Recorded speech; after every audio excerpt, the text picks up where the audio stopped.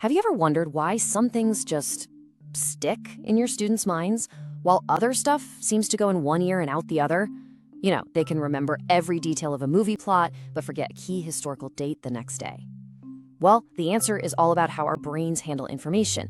And today, we're going to pop the hood and look at the user's guide to the learning brain, which is called information processing theory. So here's our roadmap for today. We're going to follow a single piece of info on its entire journey, from the second it hits our senses to the moment it gets tucked away for good. We'll start with a big idea. The brain is a computer. Then we'll check out the sensory inbox, the mind's workbench, and the long-term hard drive. After that, we'll build a teacher's toolkit, and finally, we'll talk about why this whole analogy isn't quite the full picture. All right, first up, your brain as a computer. So where did this whole idea even come from? Well, picture the 1950s. Computers are these new, giant, amazing machines, and scientists are starting to have this huge aha moment. They thought, wait a minute, what if our brains kind of work like that? And that one simple idea completely changed how we think about learning. And the beautiful thing about this computer analogy is how simple it is. I mean, think about it. A computer takes in information, right? That's the input. Then it runs a program to do something with that info. And finally, it spits out a result, the output. The theory says our minds do the exact same thing. It's simple, it's powerful, and it was a total game changer. So here's the official definition, but the key takeaway is this. Information processing theory isn't so much about what we learn, but how we learn. It gives us a step-by-step model for that internal journey. You know, how the raw data, like the words I'm saying to you right now, gets turned into real, meaningful knowledge that you can actually use. So let's start that journey. First stop, the sensory inbox.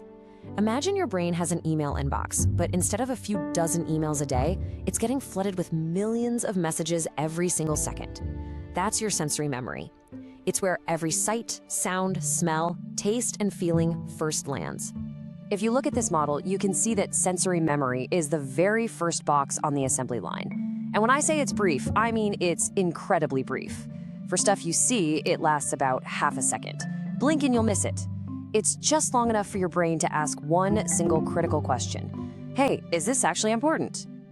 This inbox is a complete whirlwind. It's taking in everything all at once. The color of the screen, the sound of the room, the feeling of the chair you're in.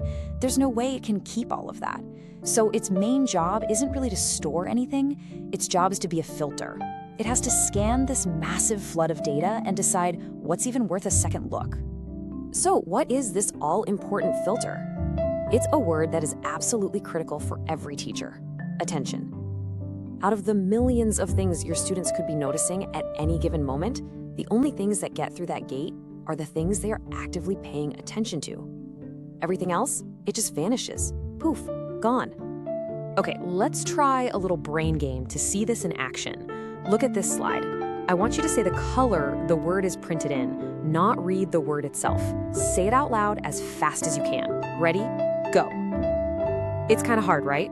Your brain wants so badly to just read the word because that's automatic. It takes real focused effort, real attention to say the color instead. That's the Stroop effect, and it perfectly shows that attention is an active process. Okay, so a piece of information got your attention. It made it past the velvet rope. So where does it go next? Well, it lands on what we can call the mind's workbench. This is where we roll up our sleeves and actually start working with information. Or, if you want to stick with the computer analogy, this is your brain's RAM. And if we go back to our diagram here, you can see that arrow labeled attention points right to this second box, short-term memory, or as a lot of people call it, working memory. This is your conscious mind. It's the stuff that's on your screen at this very moment. It's where you're holding my words and trying to make sense of them. But, and this is a huge but, this workbench is tiny, super small. For most adults, it can only juggle about 7 pieces of information at once. Plus, if you're not actively doing something with that information, like repeating it in your head, it completely fades away in about 20 or 30 seconds. This right here is why giving a student a long 12-step instruction is a recipe for disaster. Their workbench just can't handle it.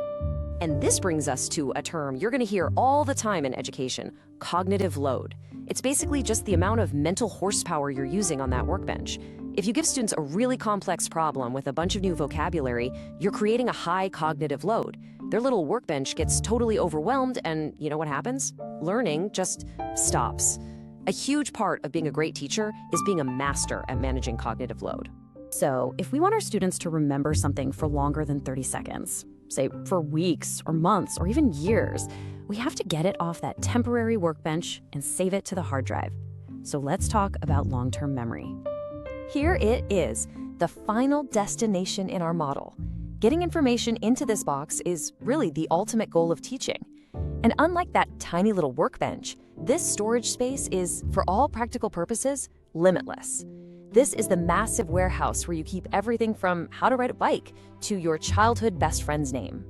So the big question is, how do we get information from the workbench to the hard drive?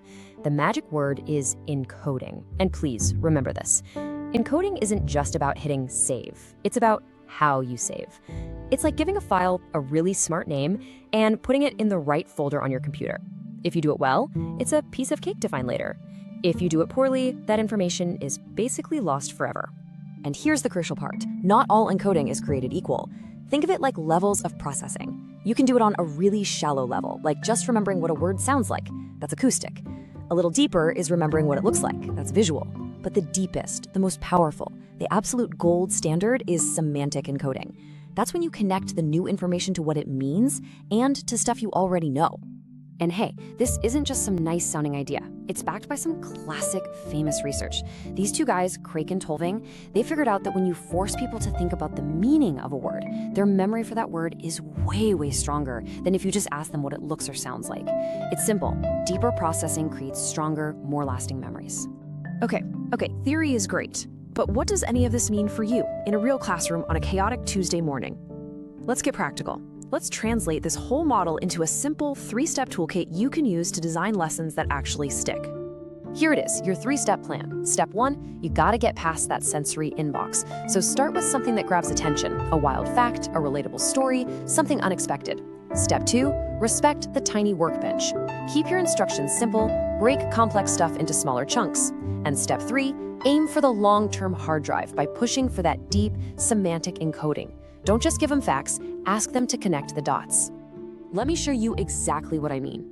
An ineffective prompt is something like, memorize these dates. That's a shallow task. It's asking for the bare minimum. A much more effective prompt is, how did the event on this date connect to what we learned last week? See the difference? That second one forces the brain to search for meaning, to make connections. And that's how you build a memory that actually lasts.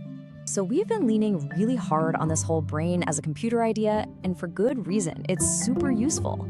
But it's also really important to know where the analogy breaks down. Because at the end of the day, our brains are so much more than just passive number-crunching machines. Take a quick look at this. Read what it says in the triangle. Did you read Paris in the Springtime? Almost everybody does. But look closer. The word "the" is actually in there twice. Your brain used its expectations, its past experience, to just steamroll right over the actual data. A computer would never make that mistake. It shows that our minds are actively interpreting the world, not just recording it. So what's the bottom line here? Information processing theory is like the schematic, the user manual for the hardware of the learning brain. It's incredibly powerful. But as we just saw, you're not teaching hardware. You're teaching a human being with feelings and past experiences and motivations. So the real question to leave you with is this. How are you going to use this powerful manual not just to manage information, but to genuinely connect with that unique, complex, and amazing human who's sitting right in front of you?